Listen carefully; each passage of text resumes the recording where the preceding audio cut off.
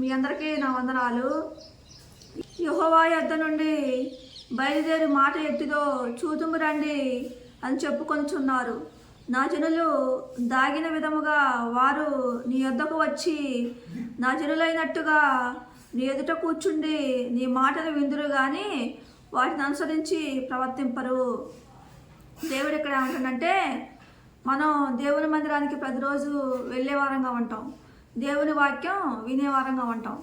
దేవుని మందిరానికి వెళ్ళే వారంగా ఉంటాం కానీ ప్రతిరోజు మందిరంలో వాక్యం వినే వారంగా ఉంటాం కానీ ఆ వాక్యం ప్రకారం జీవించకుండా ఈ లోకానుసారమైన జీవితం జీవించే వారంగా ఉంటున్నామంట. మనము ప్రతిరోజు ఆదివారం వస్తే మందిరానికి వెళ్ళే వారంగా ఉంటాం, ప్రతిరోజు దేవుని వాక్యం వింటాం కానీ ఆ వాక్యం ప్రకారం మనం జీవించకుండా ఈ లోకానుసారంగా జీవించే వారంగా ఉంటామంట. దేవుని మాటలు వినకుండా ఇష్టానుసారంగా బ్రతికే వారంగా ఉంటామంట.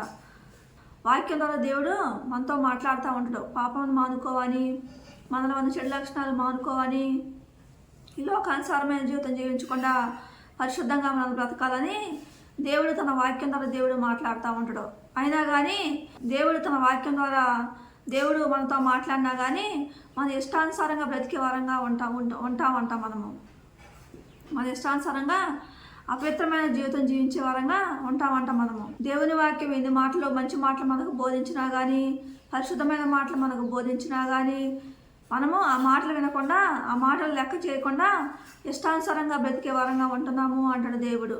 వాక్యం విన్నా కానీ, ప్రతిరోజు మందిరానికి వెళ్ళా కానీ వ్యభిచారం మానుకోవంట, దొంగతనాలు మానుకోవంట, అబ్బాయిల్ని ప్రేమించడం మానుకోవంట, బూతులు మాట్లాడటం మానుకోవంట, త్రాగుడు మానుకోవంట, సినిమాలు చూడటం మానుకోవంట, అబద్ధాలు ఆడటం మానుకోవంట, ఇష్టానుసారంగా మనం బ్రతికే వారంగా ఉంటామంట, తిట్టడం మానుకోవంట. దేవుని వాక్యం విన్నా కానీ మనం మారు మనసు పొందకుండా ఇతరులని బాధ పెట్టే వారంగా, మనం బాధ పెట్టే వారంగా, కష్టపెట్టే వారంగా, దుఃఖ పెట్టే వారంగా, గాయపెట్టే వారంగా ఉంటామంట.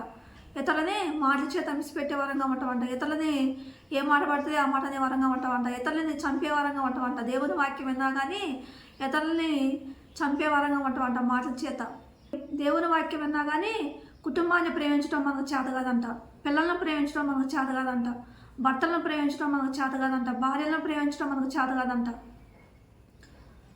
అత్తమ్మను ప్రేమించడం మనకు చేత కాదంట, కొడుకుల్ని కోడలను ప్రేమించడం మనకు చేత కాదంట, అల్లుల్ని ప్రేమించడం మనకు చేత కాదంట, కూతుర్లను ప్రేమించడం మనకు చేత కాదంట, బంధువులని, స్నేహితుల్ని, ఇరుగు పొరుగు వారిని ప్రేమించడం మనకు చేత కాదంట, ఇంటికి వచ్చిన బంధువుల్ని ప్రేమించడం మనకు చేత కాదంట. దేవుని వాక్యం విన్నా కానీ, దేవుని మందిరానికి వెళ్ళినా కానీ మనలో ఉన్న కుళ్ళుబోతు బుద్ధులు మనం మానుకోవంట, స్వార్థం మానుకోవంట, అసూయ మానుకోవంట, కక్షలు మానుకోవంట, మనలో ఉన్న పొగరు, గర్వం, అహంకారం మనం మానుకోవంట, ఇతరులను నీచంగా హీనంగా చూడటం మనం మానుకోవంట, ఇతరులని బాధ పెట్టడం మనం మానుకోవంట, మనలో ఉన్న చెడు లక్షణాలు మనం మానుకోకుండా ఇష్టానుసారంగా బ్రతికి వారంగా ఉంటామంట. భేదాభిప్రాయాలు మనం మానుకోవంట, విమతలు మానుకోవంట, స్వప్రయోజనాన్ని విచరించుకోవడం మనం మానుకోవంట. దేవుని వాక్యం విన్నా కానీ ఇలా ఇష్టానుసారంగా మనం బ్రతికే వారంగా ఉంటామంట. దేవుడు అందుకే అంటాడు, దేవుని వాక్యం విని మన క్రియలు మనం మార్చుకునే వారంగా ఉండాలి అని చెప్తున్న దేవుడు. పరిశుద్ధమైన జీవితం జీవించే వారంగా ఉంటే మనకు మేలు జరిగిద్ది అంటాడు దేవుడు. అందుకే దేవుడు అంటే ఇర్మీయా గ్రంథం 18వ అధ్యాయం 11వ వచనం చదువుకుందాం. మీరందరూ మీ దుష్ట మార్గములను విడిచి మీ మార్గములను, మీ క్రియలను చక్కపరచుకోండి. దేవుడు ఎక్కడ ఏమంటుండో, దేవుని వాక్యం విని మనం మారు మనసు పొందుకునే వారంగా ఉంటే మనకు మేలు జరిగిద్ది అంటాడు దేవుడు. అమ్మాయిలను అబ్బాయిలను ప్రేమించకుండా ఉండటం వల్ల మనకు మేలు జరిగింది. మన జీవితంలోని వ్యభిచారం మానుకోవడం వల్ల మనకు మేలు జరిగిద్ది, దొంగతనాలు మానుకోవడం వల్ల మనకు మేలు జరిగిద్ది, ఇతరులని మాట చేత పెట్టకుండా ఉండటం వల్ల మనకు మేలు జరిగిద్ది, ఇతరులని ఏ మాట పడితే ఆ మాట అనకుండా ఉండటం వల్ల మనకు మేలు జరిగిద్ది, ఇతరులని హెచ్చరికలం చేయకుండా ఉండటం వల్ల మనకు మేలు జరిగిద్ది, ఇతరులని చంపకుండా ఉండటం వల్ల మనకు మేలు జరిగిద్ది, దొంగతనాలు చేయకుండా ఉండటం వల్ల మనకు మేలు జరిగిద్ది, పాపాన్ని విడిచిపెట్టి పరిశుద్ధమైన జీవితం జీవించడం వల్ల మనకు మేలు జరిగిద్ది, పిల్లలను ప్రేమించడం వల్ల మనకు మేలు జరిగిద్ది, భార్యలను ప్రేమించడం వల్ల మనకు మేలు జరిగిద్ది, భర్తలను ప్రేమించడం వల్ల మనకు మేలు జరిగిద్ది, కొడుకులను కోడలను ప్రేమించడం వల్ల మనకు మేలు జరిగిద్ది, కోడలను ప్రేమించడం వల్ల మనకు మేలు జరిగిద్ది, అత్తమ్మలను ప్రేమించడం వల్ల మనకు మేలు జరిగిద్ది, కూతుళ్ళను ప్రేమించడం వల్ల మనకు మేలు జరిగిద్ది, అల్లులను ప్రేమించడం వల్ల మనకు మేలు జరిగిద్ది, బంధువులను, స్నేహితులను, ఇరుగు పొరుగు వాళ్ళని ప్రేమించడం వల్ల మనకు మేలు జరిగిద్ది అంటాడు దేవుడు. దేవుడు అంటాడు, నిన్ను వల్ల నీ పొరుగు వారిని ప్రేమించు అంటాడు దేవుడు, చెడుతనాన్ని అసహించుకో అంటాడు దేవుడు, పాపాన్ని మానుకో అంటాడు దేవుడు. ఇవన్నీ మనం మానుకోవటం వల్ల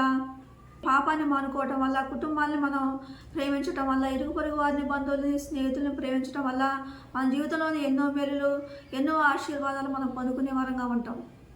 దేవుని వాక్యం విన్నా కానీ ఇష్టానుసారంగా మనం బ్రతికే వారంగా ఉంటే, ఇష్టానుసారంగా అనేక రకమైన భయంకరమైన పాపాలు చేసే వారంగా ఉంటే మన జీవితాన్ని మనమే నాశనం చేసుకునే వారంగా ఉంటాం. దేవుని మేలులు, దేవుని ఆశీర్వాదాలు మనం కోల్పోయే వారంగా ఉంటామని చెప్తున్న దేవుడు. దేవుని మందిరానికి వస్తారు కానీ దేవుని వాక్యం ప్రకారం ప్రవర్తించకుండా ఇష్టానుసారంగా బ్రతికేవారుగా ఉంటారు అంటున్న దేవుడు. అందుకే దేవుడు అంటున్నాడు, దేవుడు అందుకే అంటున్నాడు. యేసుకేలు గ్రంథము 33వ అధ్యాయము 30వ వచనం చదువుకుందాం. యెహోవా యొద్ద నుండి బయలుదేరు మాట ఎట్టుతో చూతుము రండి అని చెప్పుకొంచున్నారు. నా జనులు దాగిన విధముగా వారు నీ యొద్దకు వచ్చి నా జనులైనట్టుగా నీ ఎదుట కూర్చుండి నీ మాటలు విందురు కానీ వాటిని అనుసరించి ప్రవర్తింపరు. దేవుడు ఇక్కడ ఏమంటాడు?